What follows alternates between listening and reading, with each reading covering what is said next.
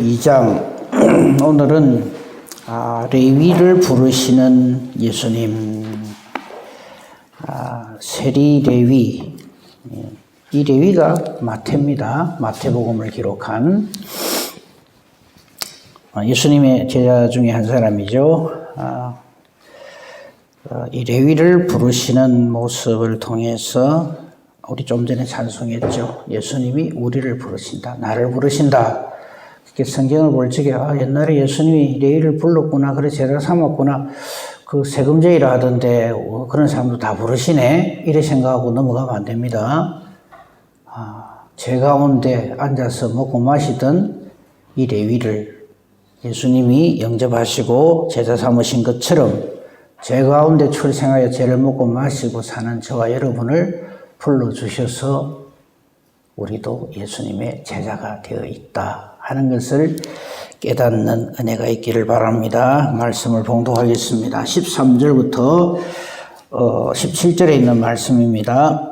잘 한번 봅시다. 예수님이 레위를 어떻게 부르시는지, 그리고 나를 어떻게 부르시는지 한번 봅시다. 예수께서 다시 바닷가에 나가심에 큰 무리가 나왔거늘 예수께서 그들을 가르치시니라. 또 지나가시다가 알프에오의 아들 레위가 세간에 앉아있는 것을 보시고 그에게 이르시되 나를 따르라 하시니 일어나 따르니라. 그의 집에 앉아 잡수실 때 많은 세리와 죄인들이 예수와 그의 제자들과 함께 앉았으니 이는 그러한 사람들이 많이 있어서 예수를 따름이르라. 바리새인의 서기관들이 예수께서 죄인 및 세리들과 함께 잡수시는 것을 보고 그의 제자들에게 이르되 어찌하여 세리 및 죄인들과 함께 먹는가? 예수께서 들으시고 그들에게 이르시되 건강한 자에게는 의사가 쓸데없고 병든 자에게라야 쓸데있느니라. 나는 의인을 부르러 온 것이 아니요 죄인을 부르러 왔노라 하시니라. 아멘. 그래서 오늘 아침에는 부르심에 대해서 좀 생각해 보려고 합니다. 우리는 예수를 믿게 된 것이 나에게 그 이유가 있다고 생각을 합니다. 태어나 보이 기독교 집안에서 태어났다든지, 아니면 학창시절에 예수 믿는 친구를 만나가 교회 가자 해가지고 갔더니 막 분위기도 좋고 이래서 예수를 믿게 됐다든지, 그죠? 아니면은 아주 전도대장인 권사님이 나를 어떻게나 그냥 생기고 이래 하든지 해가지고 그 정성에 감복해가지고 그래 한번 가보자 했다가 교회 밥도 맛있고 이래 갖고 예수를 믿게 됐다든지, 이제 이런 이유들을 생각을 하고 그래서 내가 예수를 믿게 되었다라고 그렇게 이야기를 합니다. 그런데 결론적으로 말씀드립니다. 아닙니다. 오늘 본문 말씀에서 우리가 제일 딱 명심해서 봐야 되는 것은 14절에 레위가 세간에 앉아있다 이 말은 열심히 세무 일을 보고 있다 이 말입니다. 여러분도 다 알고 계시겠지만 이 당시에 로마 제국 시대에 이 세간으로 일을 한다 이러면 이건 매국노입니다. 옛날에 우리로 치면 일제시대 그 앞잡이 노릇을 하던, 그러니까 일본 사람한테 딱 달라붙어가지고 우리 조선 사람 괴롭히는 바로 그런 짓을 한 사람이 바로 이 당시에 이 세리들입니다. 그래서 세리 그러면 이건 바로 죄인입니다. 근데 그 세리 중에 최고 대장이 하나 있었죠. 여리고성에 삭개오입니다. 그러니까 이거는 그냥 세간은도 사람들이 아주 넌드를 내고 싫어하는데 세리장이다 그러면 지금으로 치면 세무서장쯤 되잖아요. 그럼 이거는 완전히 최고 악질로 그렇게 생각하던 사람이죠. 그런데 그 삭개오가 어떻게 구원받았습니까? 1번 뽕나무에 잘 올라가서, 2번 예수님이 불러주셔서. 말할 것도 없죠. 예수님은 삭개오를 잘 알고 계십니다. 왜? 창조주 하나님이시기 때문에. 이름을 아는 정도가 아닙니다. 그 중심을 예수님은 다 알고 계십니다. 그걸 생각하면서 이 말씀도 다시 보세요. 14절. 지나가시다가, 삭개오에도 마찬가지죠. 돌 감람나무 아래로 지나가시다 딱 멈춰서 갖고 삭개오야 내려오라. 내가 오늘 이 집에 유하여야겠다. 똑같아요. 이 마태도 열심히 일을 하고 있는데 앉아있다는 말은 아무 하나님 없이 멍청하게 이렇게 앉아있다는 말이 아닙니다. 열심히 일하고 있는데 그 다음 그 단어 세 글자 보시고 하는 거예요. 보시고. 이건 그냥 예수님 지나가다 하면 힐끗 봤다 이 말이 아닙니다. 집중하여 관심을 보이시고 이 말입니다. 더 정확하게 말하면 이 레위를 아시고 이 말이에요.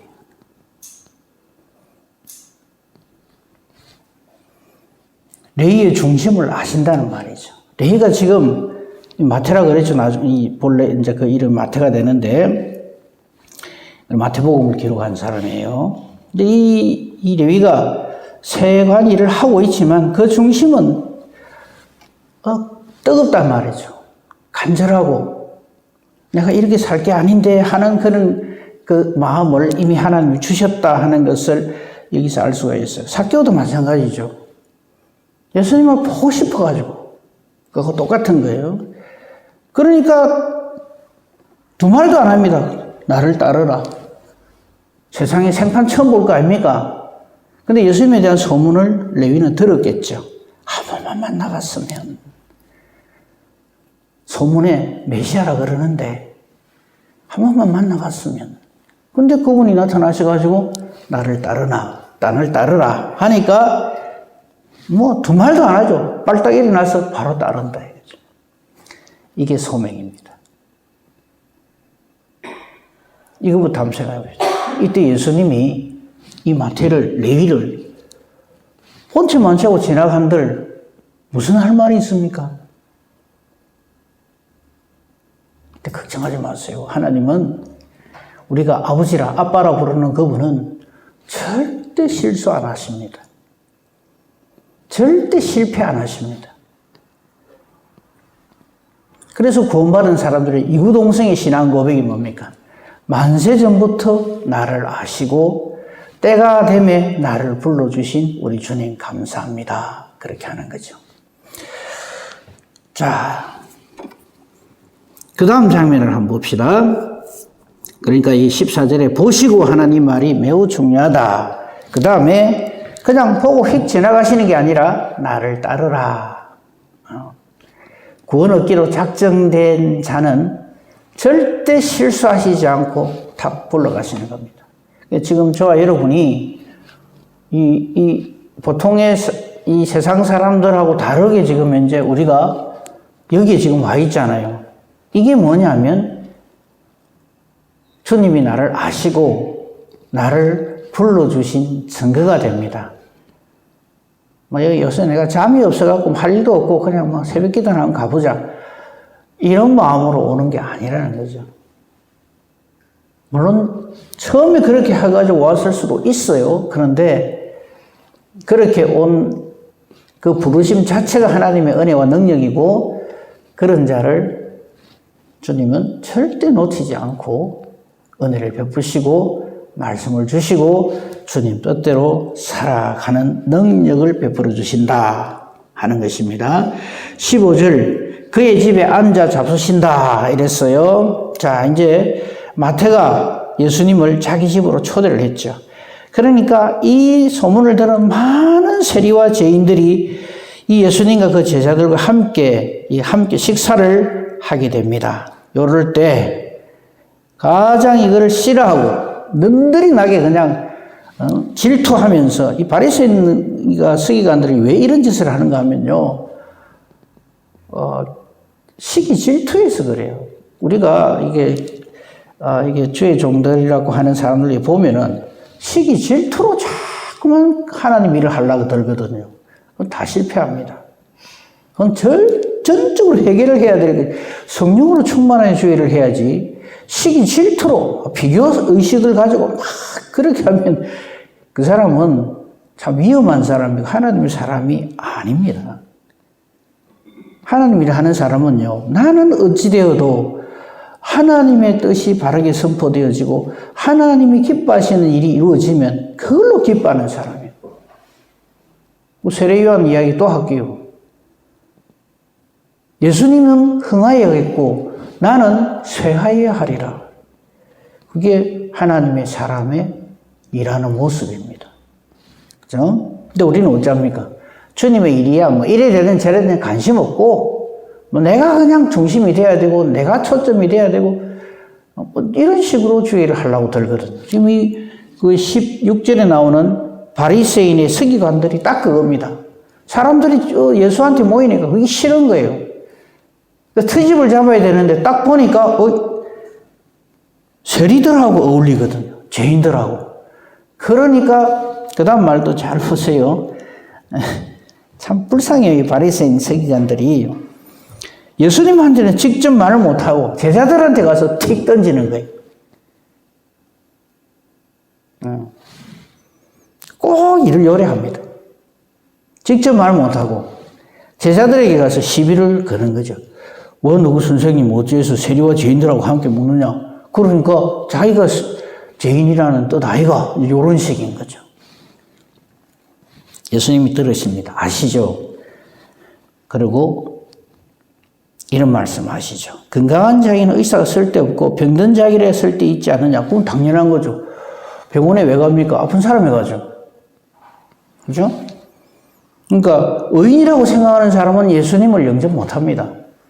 죄인이라고 생각하는 사람이 예수님을 영접합니다. 이 말은요, 오해를 하면 안 돼요. 바리새인의 서기관들이 의인이란 말이 아닙니다. 죄인인데 죄인인 줄을 모르는 껍데기 의인이다 이 말입니다. 말귀를 못 알아듣죠. 근데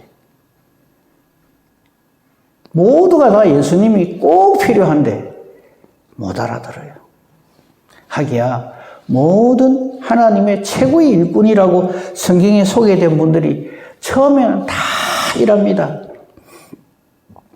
하나님의 부르심 앞에 우리가 생각할 때는 아이고 예 여기 있습니다. 제가 왜 이제 불러주십니까? 안 그래도 얼마나 기다리고 있었는데 그런 사람은 단 한 사람도 없습니다. 이 사람은 예를 들겠습니다. 우리가 잘 아는 대로요. 아브라함. 늘 제가 던지는 질문이죠. 하나님이 아브라함을 부르십니까? 아브라함이 알아서 하나님 찾아갑니까?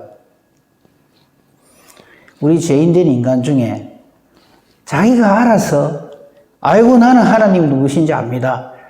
나는 하나님만을 섬기겠습니다 하면서 나간 사람은 단 한 인간도 없어요. 아브라함은 우산장사가 아니고 우상장사 아들입니다. 우상 파는 사람 집의 아들이라고요. 하나님으로부터 불리움 받을 그 어떤 근거도 그 어떤 이유도 없습니다. 그 왜 하나님 아브라함 부르셨습니까? 그건 저한테 묻지 마세요. 그건 하나님 뜻입니다. 이거하고 똑같아요. 예수님이 왜 그 수많은 세리들 중에서 레위를 불렀습니까? 그건 하나님 뜻이에요. 그 우리도 마찬가지예요. 저와 여러분이 예수님께 불리움 받아서 지금 예수를 믿는 이유 근거가 뭡니까? 모릅니다. 하나님 뜻이에요.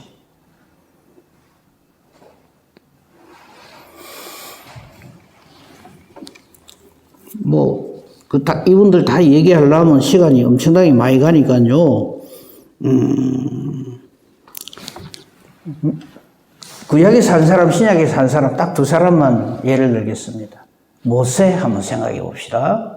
모세가 어떻게 죄를 하게 됐는가?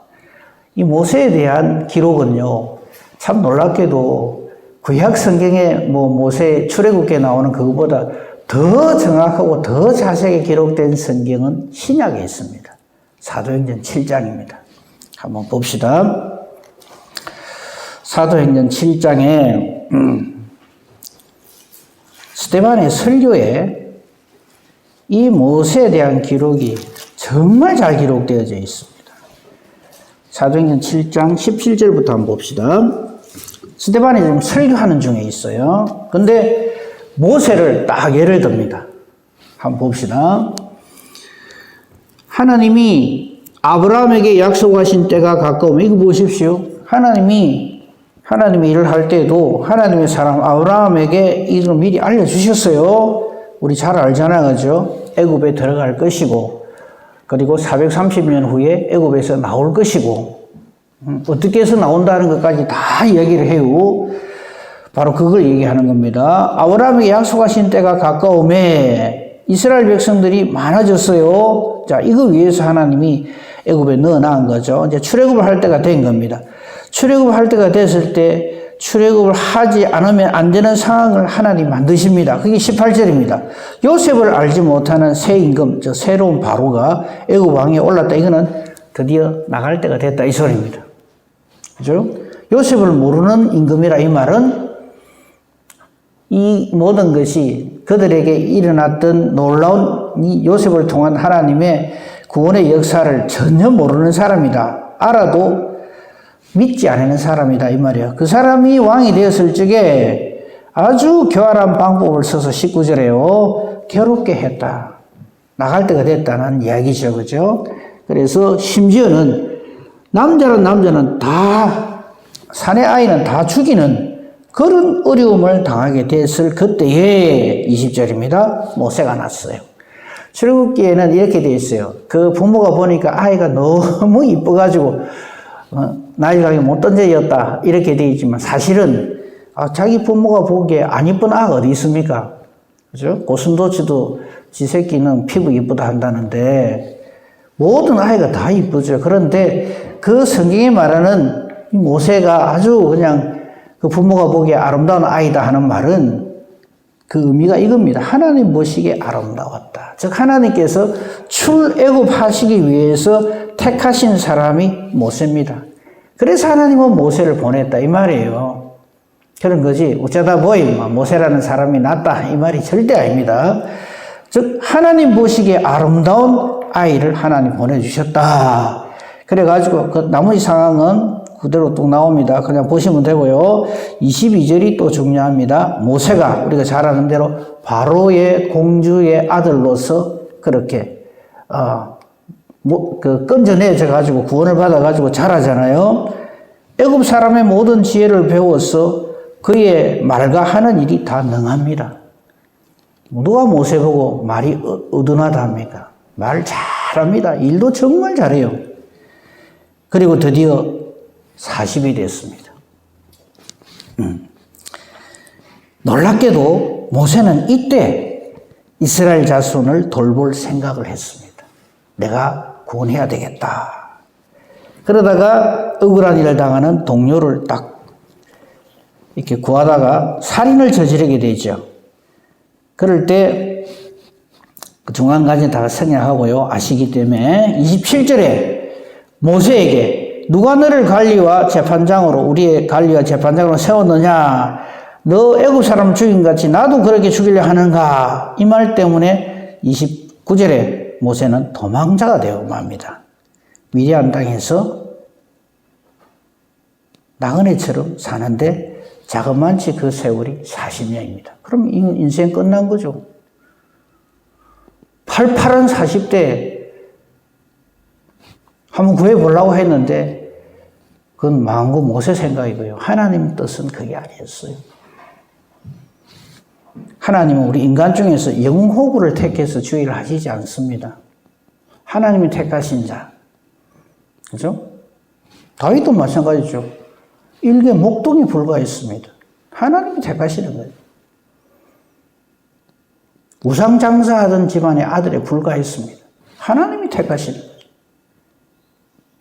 그러니까 나의 어땀, 우리의 어땀, 우리 집안의 어땀이 아닙니다. 하나님이 택하시는 거예요. 그래서 하나님입니다. 참 근데 이 성경은요 아주 무심한 듯이 툭 지나갑니다. 그 40세 때 이런 일이 있었는데 광야 생활을 한 지 30절 보죠. 40년이 참에 이랬어요. 참 허망하죠. 한 인생이 다 끝났어요. 그 40에서 40만 살 때부터 79살 될 때까지 거의 40년을 아무 한 게 없어요. 이 아까운 시간을. 그렇죠? 그러니까 하나님은 우리의 어떠함을 가지고 일을 하시는 것이 아니에요. 80 먹었을 적에 기운 다 빠지고 아무것도 어떤 욕망도 생기지 아니할 그럴 때 하나님 딱 부르십니다. 이게 하나님의 부르심입니다. 그러니까 이거 애굽 출애굽 요거 한번 생각해 봅시다. 애굽에 이스라엘 백성들을 넣을 적에 하나님 사용하신 도구는 17살짜리 아이입니다. 요셉이. 그것도 뭐 당당하게 뭐 애굽에 유학하러 간 것도 아닙니다. 종으로 팔려갑니다. 17살짜리 아이가 뭘 하겠어요? 17이면 지금 고등학교 1학년입니까? 2학년입니다. 그가 뭘 하겠어요? 그것도 종살이야. 이역만리 타고 오게. 아무 아는 사람도 없고 백도 없는데. 근데 그 아이를 통해서 애굽에 들어가는 일을 하게 하시고. 이번에는 거꾸로입니다. 이제 80문 할배를 불러다가 이 일을 하시는 거죠. 뭘 의미할까요?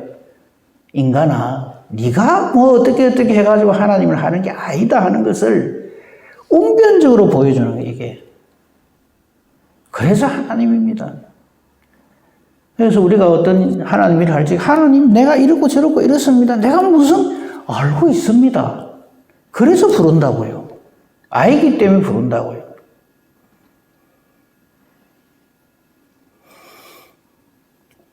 그 불렀을 적에도 모세로서는 당연히 그 소리 하죠.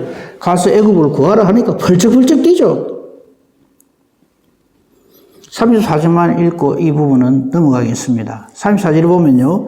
내 백성이 애굽에서 괴로움을 받음을 내가 확실히 보고 그 단시간의 소리를 듣고 그들을 구원하려고 내려왔다. 누가? 하나님이.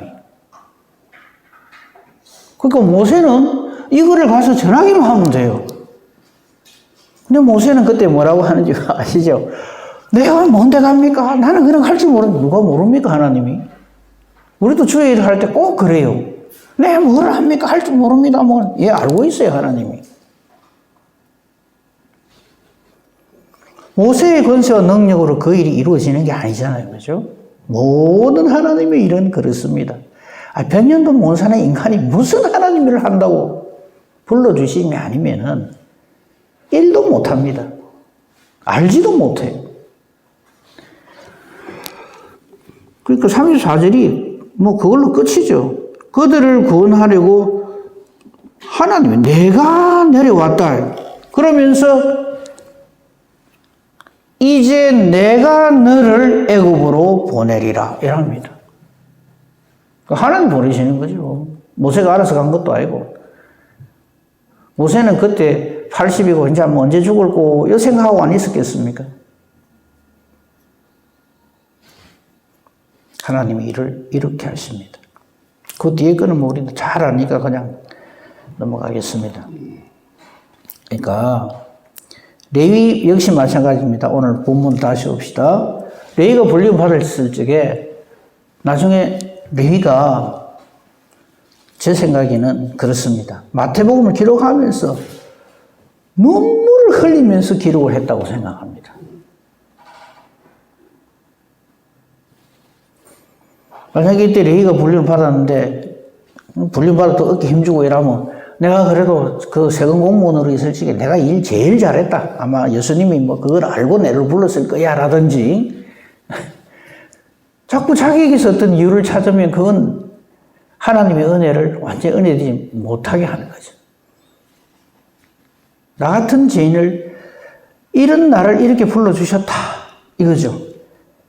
너무 기쁘고 고맙고 감사해서 자기 집에 초대를 해서 식사 대접을 하는 거지.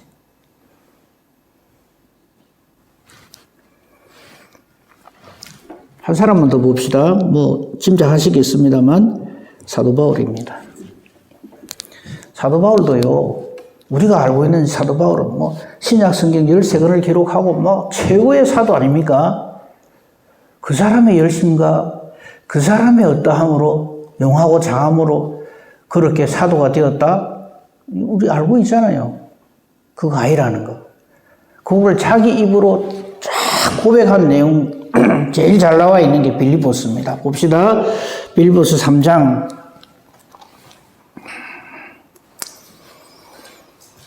앞에 거 다 놔두고요. 4절부터 봅시다. 신약성경 321페이지. 우리는 이 사도 바울이 원래 사울이었잖아요. 그가 예수님이 자기를 불러주시기 전에 그가 어떻게 살았는지 우리 알죠? 스데반 쳐 죽이고, 예루살렘 교회 완전히 박살내버리고,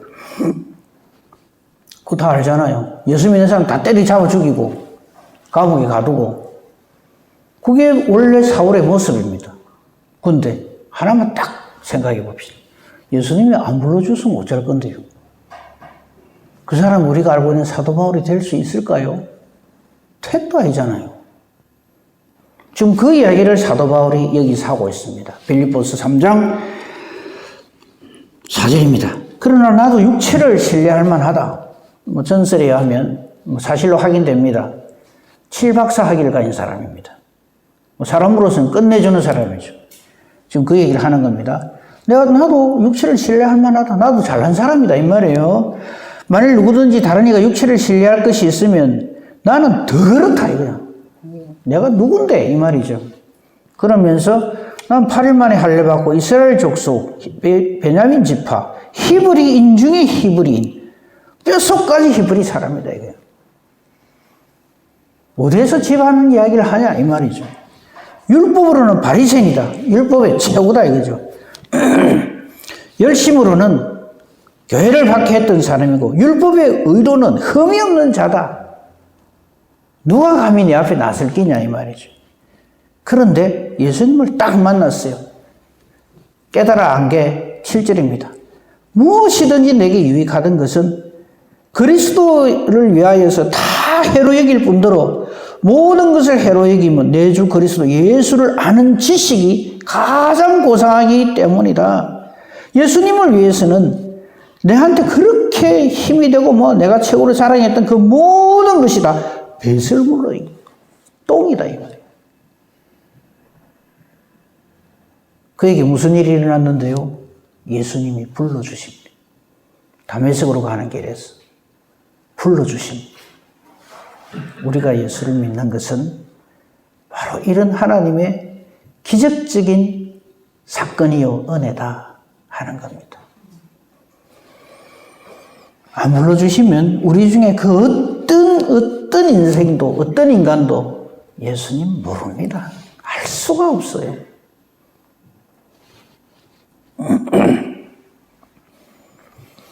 예수님을 만난 이후에 그는 그 삶의 진짜 인생의 모든 목표가 이거라는 것을 고백합니다. 9절에 보면 그 안에서 발견되려 한다. 그 안에서 발견되려 한다는 말은 예수님 안에 내가 있다 이 말이죠. 예수님 안에 보니까 네 없대 이러면 그건 끝이죠. 그 예수님 안에 있는 게 뭡니까? 예수님의 불러주심. 그래서 우리 지금 예수 믿는 겁니다. 뒤에 거는 여러분 그냥 보시면 될 것이고요. 그러니까 구약의 최고 많은 훌륭한 분들이지만 그 중에 최고라고 할 수 있는 모세. 신약에 많은 훌륭한 분들이 계시지만 그 중에 탑3 안에 들어가는 사도 바울. 부르심의 은혜가 아니면 아무것도 아닌 거죠. 오늘 레위를 부르시는 예수님을 보면서 그걸 우리가 깨달아 알아야 하고 바로 이 레위에 임한 은혜가 바로 나에게 임했다 하는 것을 깨달아 알고 하나님께 감사해야 되는 거죠. 이 은혜를 아는 사람은 하나님의 일을 내 생각대로 못합니다. 절대 그렇게 못합니다. 하나님의 일을 사람의 생각으로 할 수가 없습니다. 성령으로 충만하여 주의를 하지. 갈라디아서 5장 22절 23절에 성령의 열매가 나오지만 그 앞에 보면요. 사람의 일을 하는 사람을 보면요. 이건 엉망진창, 완전히 시기, 질투, 막 그냥 제밖에 모르고, 너무 잘 되는 꼴은 절대 못 보고, 온갖 못된 제약 모습이 다 나와 있어요. 예수님 불러주시기 전에 우리는 전부 그랬습니다. 근데 아직도 예수를 믿는다 하면서 그렇게 하거든요. 그걸 뭐라 하냐면 악령이 충만하다 그럽니다. 기분 따라, 감정 따라 주의를 하는 거죠. 그건 하나님이 하는 게 아닙니다. 사람 일, 자기 일 하는 거죠. 우리는 성령으로 충만하여 불러주시며 은혜를 감사하며 그걸 소명이라고 불러주신 그 불러주신 사람에게 하나님 반드시 사명을 주십니다.